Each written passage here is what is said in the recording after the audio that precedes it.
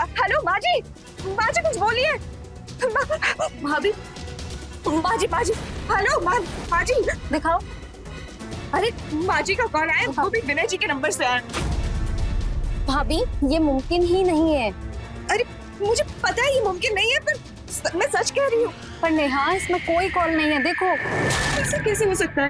क्या दीदी, आपके भाई के नंबर से ना मुझे कॉल आया था। रुकिए मैं डायल करके देखती हूँ, ठीक है? मैं डायल करके देखती हूँ। भाभी, The number you have called is currently not reachable. Neha आज जो तुम कह रही थी वो सच होता। दीदी मैं सच कह रही हूँ, माता रानी की कसम, बाजी का ही कॉल था। भाभी ये आपका वहम है। जब से माँ की मौत हुई है आप इतनी थकी हुई है, आपकी नींद नहीं हुई है। शायद यही वजह है कि आप सही कहा ना दीदी मैंने। वहम कुछ नहीं है, मैं सच कह रही हूँ, बाजी का ही कॉल था। भाभी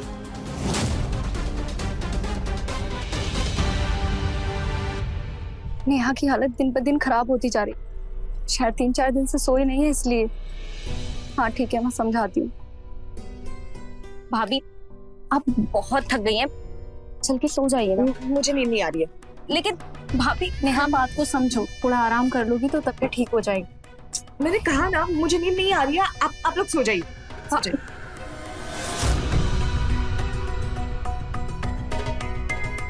अच्छा ठीक है, लेकिन आपको कुछ भी चाहिए होगा तो आप हमें बुलाएंगे। ठीक है, पक्का? हाँ ठीक है ठीक है ठीक है ठीक है ठीक है।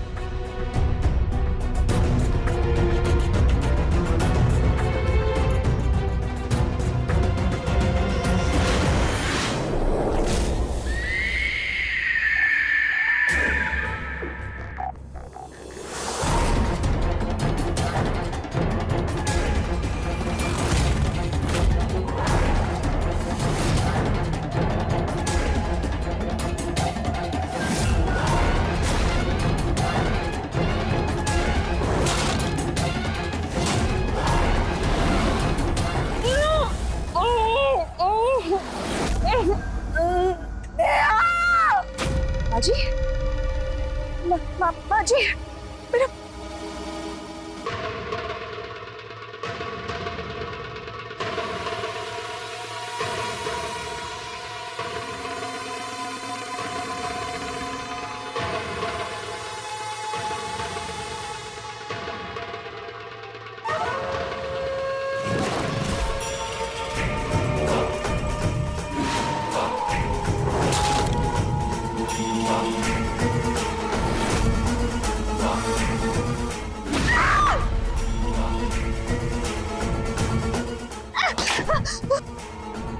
कोमल, दीदी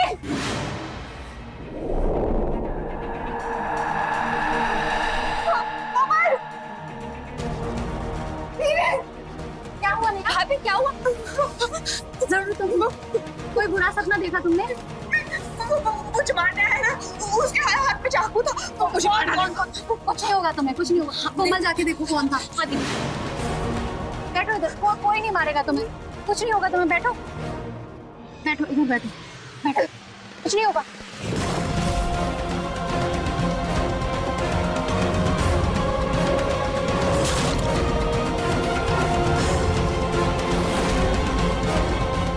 भाभी वहाँ तो कोई भी नहीं है।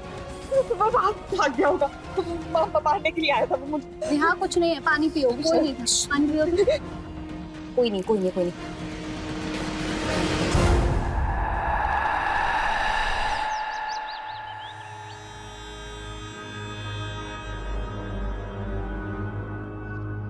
भाभी भाभी ये चाय पी लीजिए। लगता है माजी आ गई है। माजी, भाभी माजी, माजी, भाभी माजी, माजी, माजी, माजी कहाँ है? हाँ, माजी, माजी, माजी।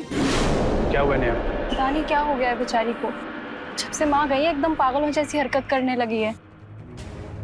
माजी, एक ही बात के पीछे लग गई है कि माँ जी जिंदा है, उनकी जान खतरे में है, तो बोल बोल के थक गई। आप लोग समझा के देखिए, शायद आप लोग की बात मान जाए।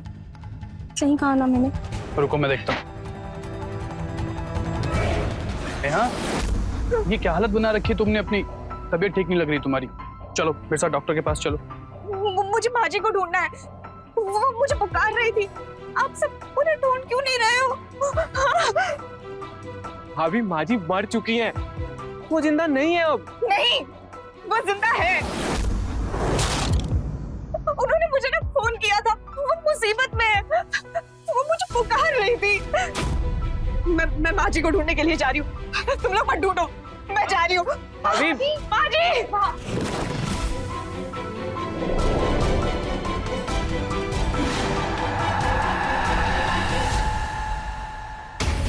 ये कैसे पॉसिबल है? एक मरा हुआ इंसान कॉल कैसे कर सकता है? आपने ही तो सावित्री जी की बॉडी की शिनाख्त की थी ना? सर मैंने ही शिनाख्त की थी, पर मैंने उनका पर्स, उनकी साड़ी, उनका कड़ा देख के उनको पहचाना था। उनका चेहरा तो दिख ही नहीं रहा था ना। क्या पता वो लाश किसी और की हो और माँ जी जिंदा हो। आप प्लीज मुझ पर भरोसा कीजिए और माँ जी को ढूंढिए, भगवान के लिए प्लीज। अच्छा देखिए, आप शांत हो जाइए, रोइए मत। ये बताइए कि वो विनय का फोन कहाँ है जिससे उसने कॉल किया था? वो तो आप लोगों के पास था ना? सर, पोस्टमार्टम के बाद बॉडी के साथ साथ सारी चीजें सावित्री को सुपुर्द कर दी थी, मोबाइल फोन भी। तो इसका मतलब वो फोन घर पे ही होना चाहिए। देखिए जरा। ठीक है सर। आप जरा बाहर इंतजार कीजिए। नेहा,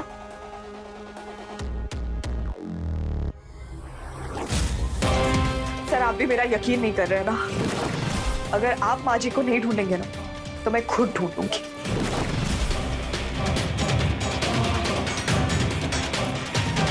सॉरी सर, माफ कर दीजिए। एक्चुअली पहले भैया की डेथ और अब माँ की डेथ, तो बेचारी सदमे में एकदम पागल सी हो गई है और ऐसी पागलों जैसी बातें करती रहती है। हाँ, कल तो भाभी ने कहा कि उनकी किसी ने जान लेने की कोशिश की है। फिलहाल आप लोग घर जाइए और उनका अच्छे से ख्याल रखिए। जी सर। जी।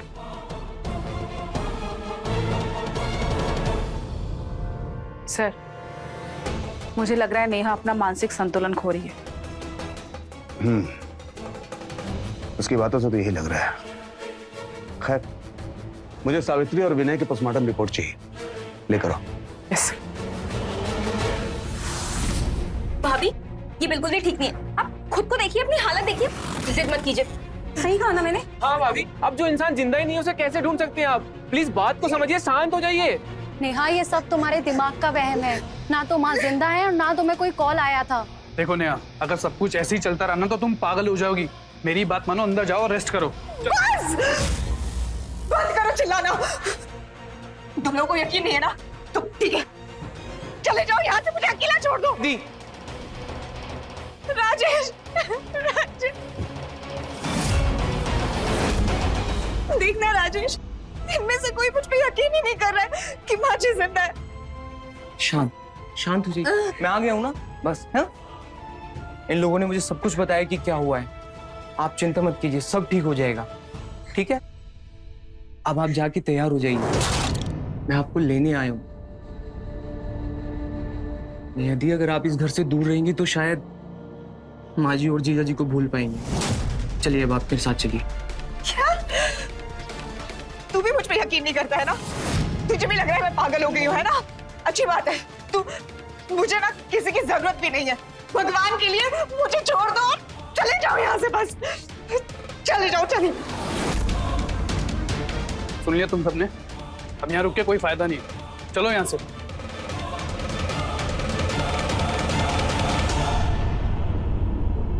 कैसी औलाद है ये? कोई फिक्र नहीं है इनको माँ जी की। पता नहीं माँ जी किस हालत में होंगे। मुझे मंदिर जाना चाहिए। मुझे मंदिर। दीदी,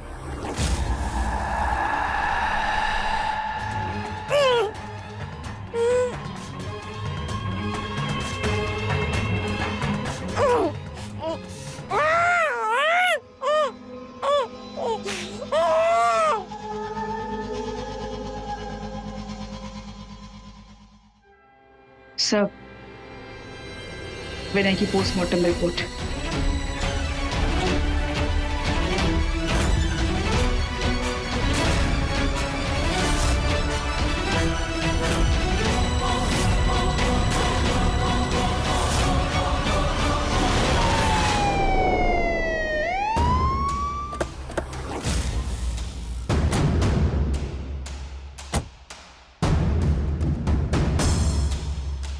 हम आपके घर गए थे। आपके भाई ने बताया कि आप यहाँ मिलेंगे। आपके बाकी फैमिली मेंबर्स कहाँ पर हैं? वो सब छोड़ के चले गए मुझसे तंग आकर। आप बताइए आप यहाँ पे क्यों आए हैं? आपको विनय का मोबाइल मिला क्या? नहीं सर, मैंने पूरे घर में देखा पर कहीं नहीं मिला। एक बात बताइए, विनय ज्यादा दारू पीता था? जी सर, वो एक बार के लिए भूखे रह सकते थे पर दारू के बिना नहीं। पर आप ये सारे सवाल क्यों पूछ रहे हैं? उसके पोस्टमार्टम रिपोर्ट से ये पता चला कि उसकी ऑलमोस्ट दोनों किडनी खराब हो चुकी। आप एक बात और पूछनी थी आपसे कि सावित्री जी के पैर में फ्रैक्चर था क्या? नहीं तो क्यों? उनके पोस्टमार्टम रिपोर्ट से पता चला कि उनका दाहिना पैर टूटा हुआ है और काफी साल से टूटा हुआ है। नहीं सर, माँ जी बिल्कुल ठीक थी। शायद आपके शादी के पहले की बात हो। एक बार उनकी बेटियों से पूछ के बता दीजिएगा। जी सर। अब कुछ जरूरत पड़ी तो फिर आएंगे हम। सर, आपको अभी तक मुझ पे यकीन नहीं है ना? नेहा जी, हम पुलिस वाले सबूतों पर यकीन करते हैं और अभी तक ऐसा कोई सबूत मिला नहीं है जिससे ये पता चले कि सावित्री जी जिंदा है। उनका चेहरा पहचान में नहीं आ रहा है और आपको भी शक, इसलिए हमने कोर्ट में अर्जी दे रखी है डीएनए टेस्टिंग की। एक बार परमिशन मिल जाए तो हम डीएनए टेस्टिंग करा लेंगे। सर, मुझे सिर्फ इसी बात का डर है कि कहीं देर ना हो जाए।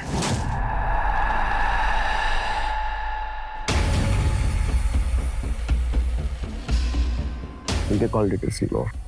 जी सर।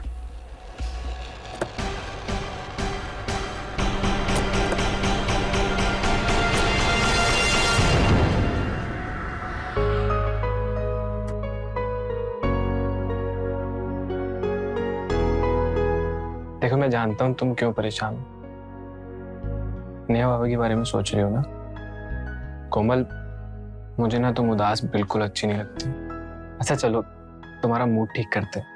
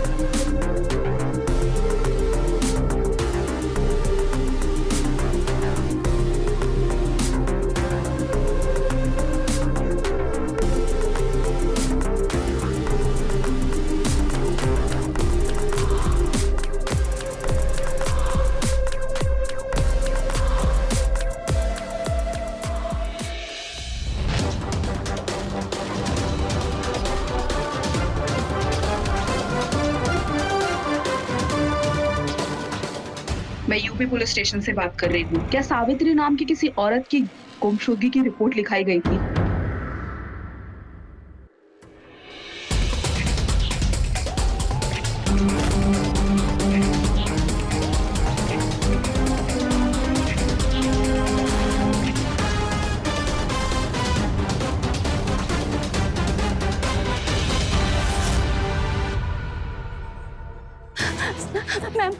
मैम मुझे बचा लीजिए, वो मुझे मार डालेगा। वो लोग मुझे मार डालेंगे मैम। हुआ क्या है? आप शांत हो जाइए, यहाँ आपको कोई खतरा नहीं। ये चोट, सिंह, इन्हें तुरंत डॉक्टर के पास लेके जाइए। जी सर, आप चलिए मेरे साथ डॉक्टर। नहीं मैम, सर मुझे डॉक्टर के पास नहीं, पहले आप मेरी रिपोर्ट लिख लीजिए। ठीक, आप बताइए क्या हुआ? सर वो मैं मार्केट से लौट रही थी और एक कार तेजी से मेरी ओर आई। मैं तो बच गई, पर ये चोट। तुम ठीक हो? सुमन, ये चोट कैसे लगी? हाँ, क्या हुआ तुम्हें बताओ। सुजीत, वो मैं मार्केट से लौट के आ रही थी और एक कार ने सीधे आके मुझे टक्कर मार दी। आपको किसी पे शक है? हाँ, नेहा के भाई राजेश पर। राजेश? वो आपको क्यों मारना चाहता है? सर, जायदाद के लिए। वो हमारी माँ की जायदाद हड़पना चाहता है। जैसे उसने हमारी माँ और भैया को मार दिया, वैसे ही वो हम दोनों को भी मारना चाहता है, ताकि इस जायदाद का कोई भी वारिस जिंदा ना बचे और ये सारी जायदाद उसकी बहन नेहा के नाम हो जाए। सर आप मुझे कहाँ ले जा रहे हैं? सर क्या हुआ, एक बार मुझे बताएंगे तो? सर क्या हुआ सर? अब पता चल जाएगा, पहले थाने तो चल। लेकिन सर मैंने कुछ नहीं किया, मुझे पता तो चले। सर मोबाइल मिला? सर पूरा घर छान लिया है, मोबाइल कहीं नहीं मिला। ले चलो इसे। लेकिन सर मैं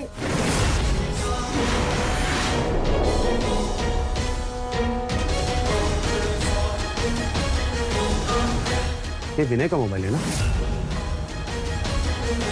हाँ सर, ये उसी का मोबाइल है। सर मैं सच बोल रहा हूँ, मुझे नहीं मालूम सर। ले चलो इसे। सर मैं सच बोल रहा हूँ सर। सर मुझे नहीं पता कि ये कहाँ से आया। सर मुझे नहीं पता। सर आपने हमें क्यों अरेस्ट किया है? तुम्हारी ननद सुमन और कोमल ने तुम दोनों के खिलाफ FIR लिखवाई है, उस पर जानलेवा हमला करने के लिए। और उसे यह भी शक है कि तुम दोनों ने मिलकर विनय और सावित्री जी को मारा है। सर ऐसा कुछ नहीं है, कोई गलत फहमी हुई होगी। मेरा भाई कुछ ऐसा गलत नहीं कर सकता। ये मोबाइल विनय का है, इसके घर से मिला है। हो सकता है तुम इस मामले में इन्वॉल्व नहीं होगी, लेकिन इसने अकेले सब कुछ किया है। सर मैं सच बोल रहा हूँ सर, मुझे नहीं पता कि ये मोबाइल मेरे घर कैसे आया। सर मैंने कुछ नहीं किया सर। तुम सही कह रहे हो या गलत, ये तो हम पता लगा ही लेंगे, लेकिन तब तक तुम हमारे कस्टडी में रहोगे और तुम जा सकती हो। याद रखना, शहर छोड़ के ना जाना। ले जाओ इसे। नहीं सर प्लीज। सर नेहा दी मैंने कुछ नहीं किया। सर राजेश सर प्लीज छोड़ दीजिए उसे, उसने कुछ नहीं किया है, मैं सच बता रही हूँ।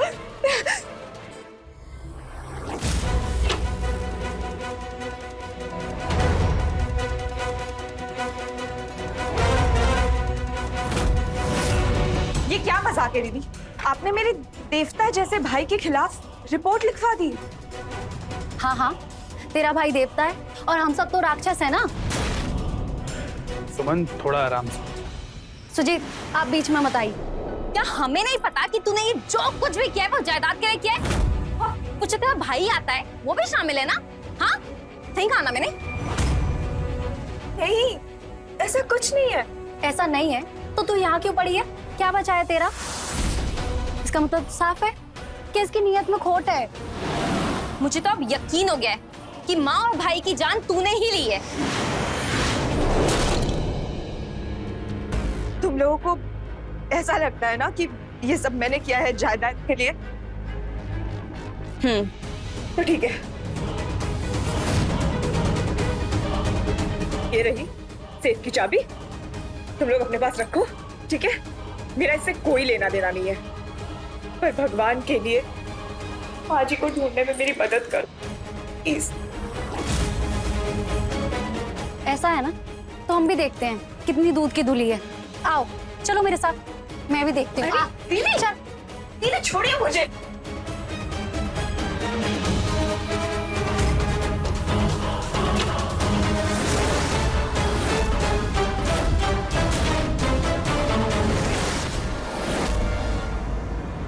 ये देखो इसकी सराफत और ईमानदारी, पहले ही पूरा सेफ खाली कर चुकी है और यहाँ शरीफ बनने का नाटक कर रही है। हाँ? तुझे क्या लगता है बेवकूफ है हम लोग?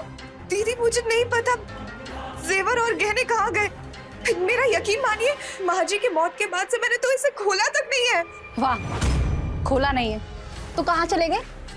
चल बहुत हो गया नाटक, तू अभी निकल। निकल निकल निकल यहाँ से, निकल।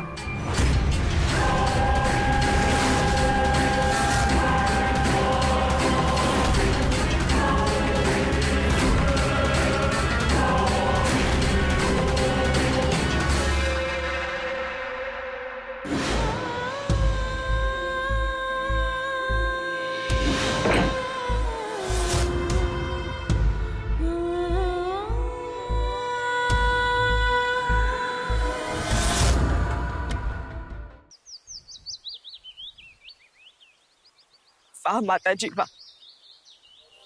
मैंने सुना था कि भगवान अपने भक्तों की परीक्षा लेता है उनकी श्रद्धा परखने के लिए, पर ये कैसी परीक्षा थी माँ? आपने तो मुझसे मेरा सब कुछ छीन लिया। मेरे पति मर गए, माँ जी को कुछ पता नहीं चल रहा है, मेरा भाई जेल में है और मुझे मेरे ही घर से धक्के मार के बाहर निकाल दिया गया इस लांछन के साथ कि मैंने ये सब किया है और वो भी दौलत के लिए। ये है मेरा इनाम, मेरी श्रद्धा, मेरी आस्था, मेरी भक्ति का। आपको क्या सुख मिलता है अपने भक्तों को दुखी और लाचार देख के, जो मेरी ऐसी परीक्षा ले रही हो माँ? ठीक है माँ, अब जब आपने मुझसे इतना कुछ छीन लिया है तो एक और चीज छीन लीजिए, मेरे भी प्राण ले लीजिए माँ, मेरे भी प्राण ले लीजिए। मैं और जीना नहीं चाहती, मेरे पास और कोई वजह नहीं है जीने के लिए, मेरे प्राण ले लीजिए।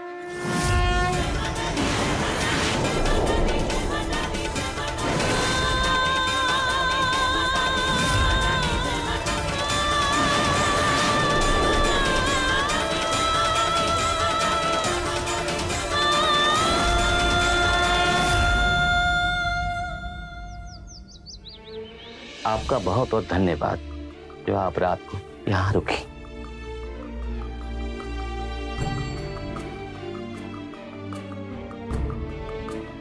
बिटिया, तुम्हें होश आ गया? तुम रात भर बेहोश थी और ये डॉक्टर पूरी रात यहाँ थे। हम तुम्हारे घर गए थे पर वहां कोई नहीं मिला। क्या जरूरत थी ऐसी हालत में घर से बाहर जाने की?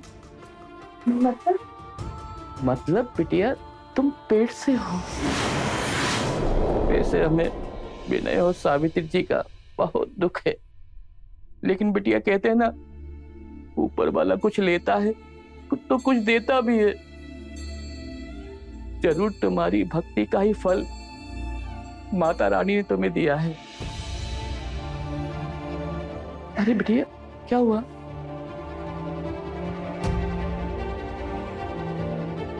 कहाँ जा रही हो बिटिया? अरे बिटिया रुको, बिटिया।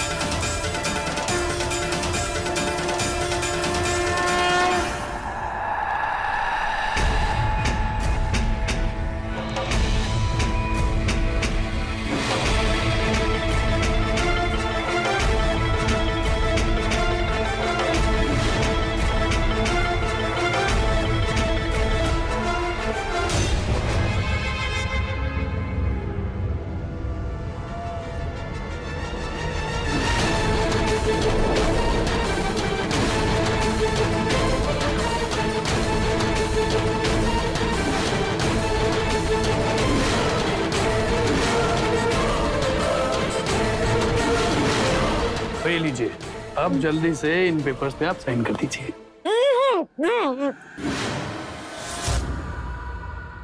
माँ जी,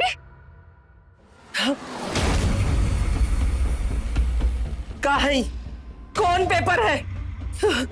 हाँ जी, इतना तो देखकर आपको समझ आ ही जाता होगा कि ये प्रॉपर्टी के पेपर्स हैं। चलिए साइन कर दीजिए इसमें। हाँ? मर जाएंगे लेकिन साइन नहीं करेंगे। ए बुढ़िया, हाँ? क्या बोली तू? साइन नहीं करेगी इन पेपर्स पे? हाँ? साइन नहीं करेगी इन पेपर पे? देख, इसी में सबका भला है। जिंदा रहना चाहती है ना तो साइन कर दे इन पेपर्स पे, नहीं तो पहले तुझे मारूंगा फिर तेरी वो प्यारी बहू नेहा को, और तुम दोनों मर जाओगे एक बार तो ऑटोमेटिकली ये प्रॉपर्टी मेरे नाम हो ही जाएगी ना, समझी? तो साइन कर इस पे, साइन कर।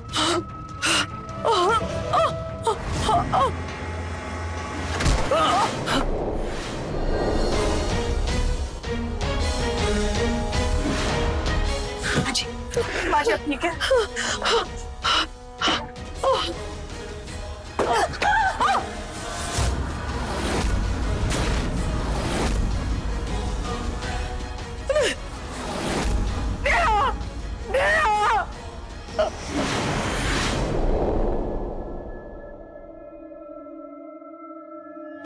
उठ जाइए भाई साहब, आ गए हम।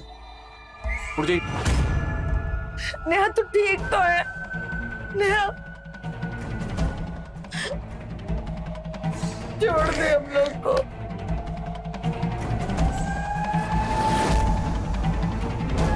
ये बहुत अच्छा काम किया तूने अनु।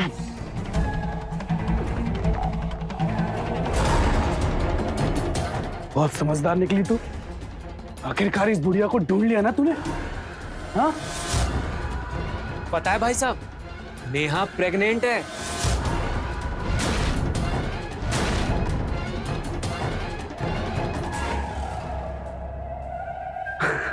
सुबह पंडित जी का कॉल आया था कोमल को, कह रहे थे इसका ख्याल रखने के लिए। अरे वाह, ये तो खुशखबरी है। घर में एक नया चिराग आने वाला है। हाँ? लेकिन ये खुशखबरी अब ज्यादा दिन टिकने नहीं वाली है।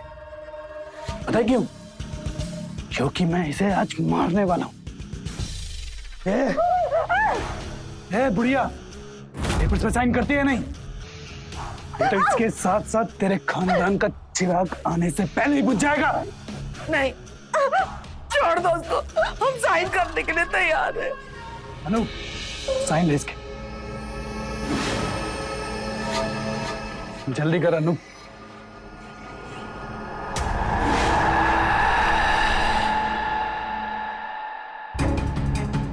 सर, ये रहे विनय और उसकी फैमिली के call record sir. Sir, Neha उस दिन सच बोल रही थी। उसे विनय के नंबर से फोन आया था। और हाँ सर, विनय के मरने के बाद उसके नंबर से 3 नंबर पे फोन किया गया था। एक खुद उसके दूसरे नंबर पर, दूसरा नेहा के नंबर पर और तीसरा सर बंटी के नंबर पर। बंटी? तो बंटी कौन है? सर, एक फ्रॉड है। हेरा फेरी के केस में कई बार अंदर जा चुका है। उठा के लाओ उसे। Yes sir. Singh, ji sir. 1 minute.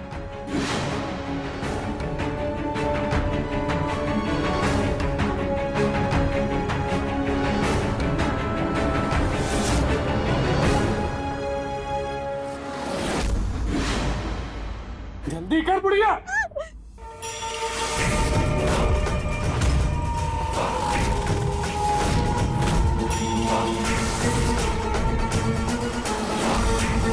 हो गए भाई साहब साइन। अब ये सारी जायदाद हमारी हो गई। अरे वाह, ये तो बहुत अच्छा हुआ। अब एक काम कर अनु, आग लगा दे पूरे घर को। नहीं नहीं, ऐसा मत करो, मत करो, ऐसा मत करो। हमें जान दे दो, लेकिन अपनी बच्ची को कुछ मत करो।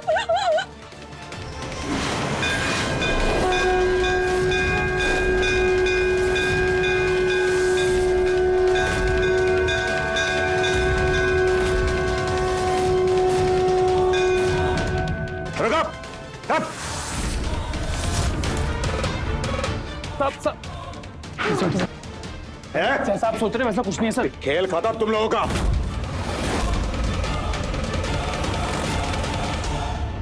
अब अगर अपनी हड्डियां नहीं तोड़वाना चाहते तो अपना जुर्म कबूल करो।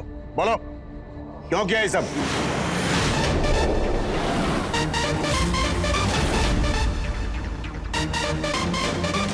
जायदाद के लिए। और ये सब तब शुरू हुआ जब इस बुढ़िया ने हमें हमारे दहेज के पैसे देने के लिए मना कर दिया। इसने हमसे वादा किया था कि शादी के बाद हमारे बचे हुए 2-2 लाख रुपए दहेज के हमें दे दे, लेकिन नहीं दी। वो पैसे भी हम भूल गए। उसके बाद हम दोनों को बिजनेस करना था, उसके लिए पैसे मांगे इनसे। और उस दिन विसर्जन वाले दिन। अरे तुम दोनों बहुत ज्यादा बेशरम हो। जब देखो पैसा पैसा पैसा का पहाड़ लगा है काम दे पास। अरे इतना दान दहेज दे करके ब्याह किया, फिर भी तुम लोग को 2-4 लाख हमेशा घटिए जाता है। देखिए माँ जी, गुस्सा मत कीजिए। घर में अभी अभी पूजा हुई है और ये दहेज वेज के पैसों को छोड़िए। आप एक काम कीजिए, हमें उधार दे दीजिए और जैसे ही हमारा बिजनेस चल पड़ेगा आपको वापस लौटा देंगे। देखिए दामाद जी, हम एकदम साफ साफ कह दे रहे हैं आपको, आप दोनों को देने के लिए हमारे पास फुट्टी कौड़ी भी नहीं है, बता दे रही हूं। और रही बात उधार की, तो कहीं और से ले लीजिए, इसमें कौन सा बड़ा बात है। देखिए माँ जी, मेरी बात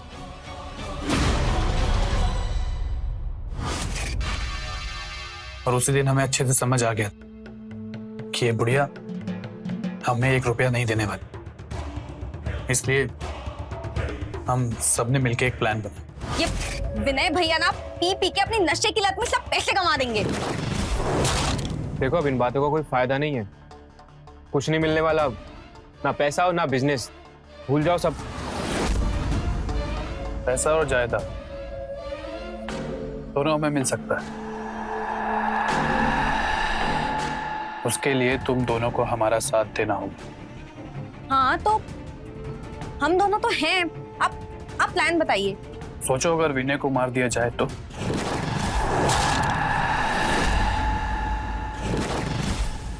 बचा कौन? माजी और नेहा। नेहा ठहरी बराई घर की, उसे घर से निकालना बहुत आसान, उसके बाद पूरी जायदाद हम लोगों की। लेकिन उसके लिए उस विनय को रास्ते से हटाना बहुत जरूरी है। तो तुम दोनों मैंने सोच, क्योंकि तुम्हारे इकलौता भाई है वो।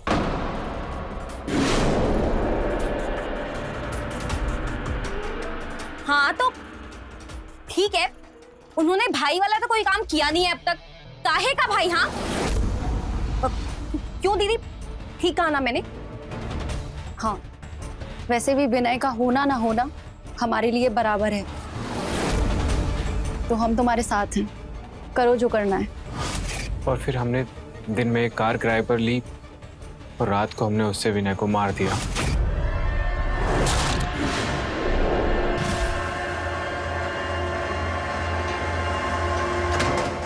और जैसा हमने सोचा था, सबको ऐसा ही लगा कि वो एक एक्सीडेंट था। और फिर कोमल ने माँ की वसीयत देखी।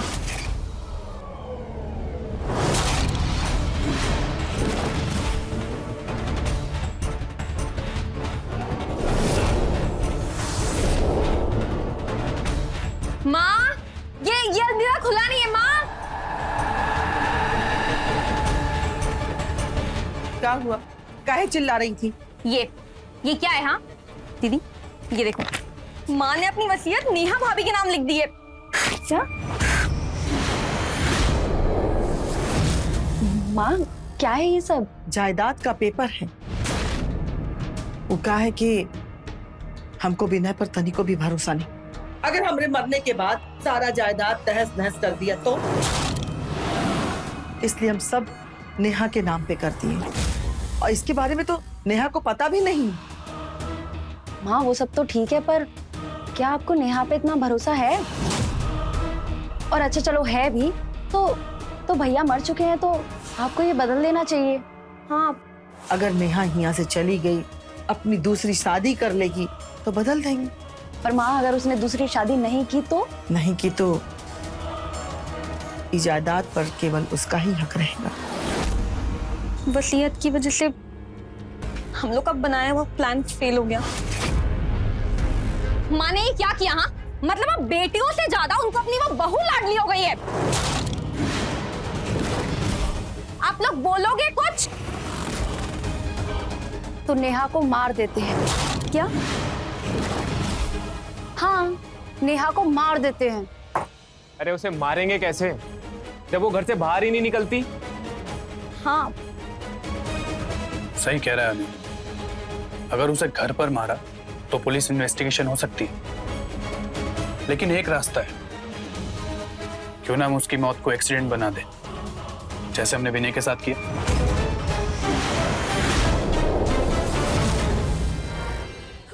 पर ये सब करेंगे कैसे?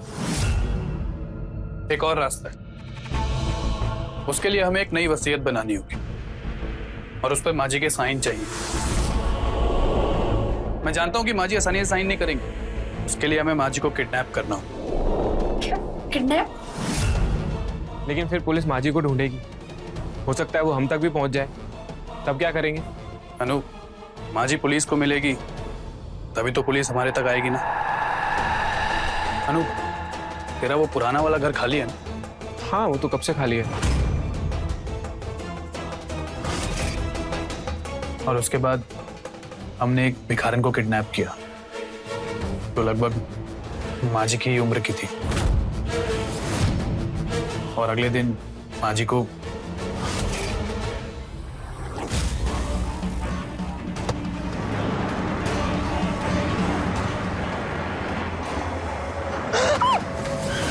अरे दिखाई नहीं देता है क्या बदतमीज? अरे अरे माँ जी, आप? हम तो डर ही गए। भाई साहब भी हैं। चलिए आपको घर छोड़ देते हैं। हाँ हाँ आइए आइए।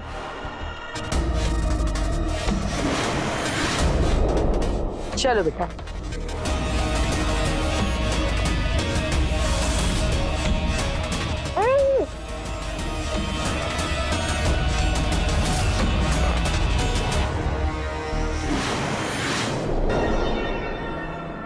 और फिर हमने माँ जी को बेहोश करके उनके कपड़े और गहने उस भिखारन को पहना दिए और रात को उसे सड़क पे लाके मार दिया और उसका सर कुचल दिया, जिससे कोई उसे पहचान ना सके। उसके बाद मैंने सुमन को कहा वो जाए और मांझी की सेफ से विनय का मोबाइल और प्रॉपर्टी के सारे पेपर लेकर आ जाए।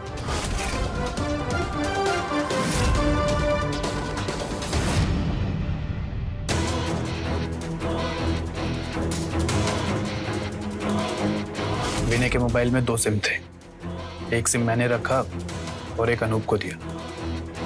हमें जब भी इस मामले के बारे में बात करनी होती थी तो हम वही नंबर्स यूज करते थे और उस बंटी से मैं उसी नंबर से बात करता था और बंटी ने ही प्रॉपर्टी की वसीयत बना के हमें दी थी। हेलो बंटी, वो प्रॉपर्टी के पेपर्स रेडी हो गए क्या? तो जल्दी रेडी करके रखना। फिर मुझसे एक गलती हो गई।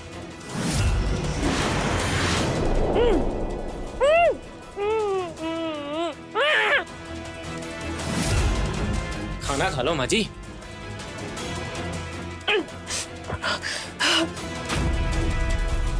नहीं खाना, हमें खाना। इतना गुस्सा सही नहीं, खाना खा लो वरना जल्दी मर जाओगी। कह दिया ना, नहीं खाना, नहीं खाना। खा लो। जतास नहीं आई ना तुझे? सारा कपड़ा खराब कर दिया।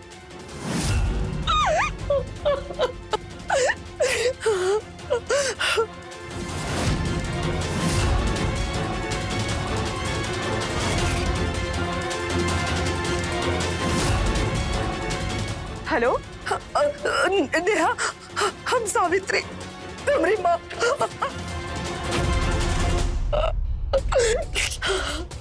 इतना सोचा था उससे ज्यादा सातिर निकली तू। हाँ, 2 दिन खाना नहीं खाएगी ना तो सारी अकल ठिकाने आ जाएगी।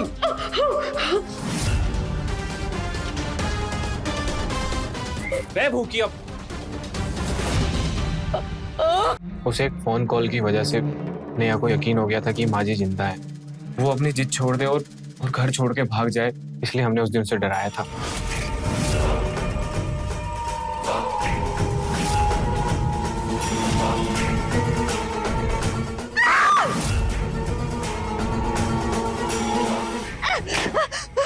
और सर, ये नेहा डरी नहीं,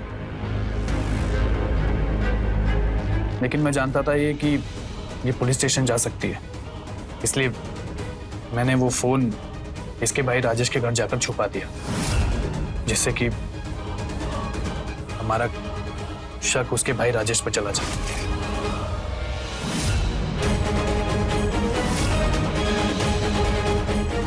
और मैंने उस दिन सुमन को घायल कर खुद आपके पास पुलिस स्टेशन आने को कहा था।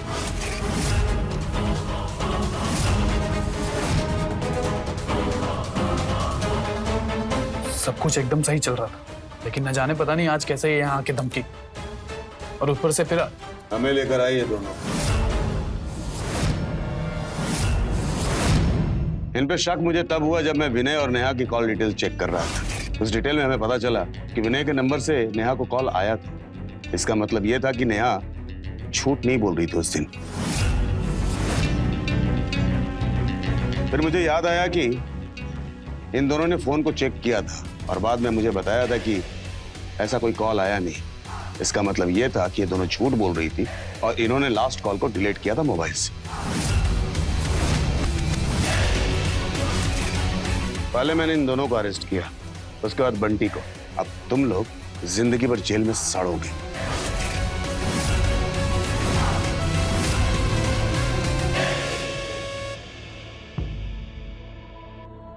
थू है तुम दोनों बेटियों पर। अरे हमरा अपना खून होते हुए हम ही को मारने की कोशिश की, अपने सगा भाई को भी नहीं छोड़ी। अरे डाइन भी ना 7 घर छोड़ देती है, लेकिन तुम दोनों तो डाइन से भी बदतर हो। हमरी बहू जो पराया होके भी हमरी जान बचाने के लिए अपनी जान को दांव पे लगा दी।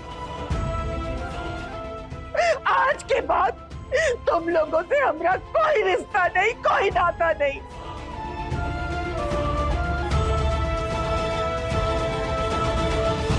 साहब, इन लोगों को कड़ी से कड़ी सजा दीजिएगा, कड़ी से कड़ी सजा दीजिएगा।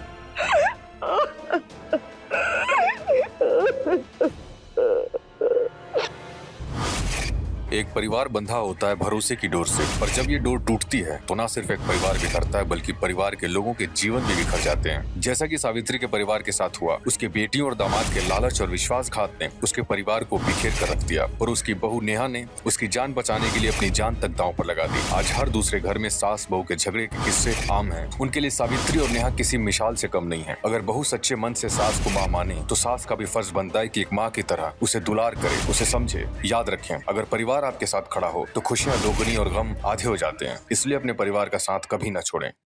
अब आपसे इजाजत लेता हूं। मिलते हैं क्राइम फाइल्स के अगले दिलचस्प और हैरत अंगेज कहानी के साथ। तो रहें खबरदार, बने होशियार, देखते रहें मेरे साथ क्राइम फाइल्स।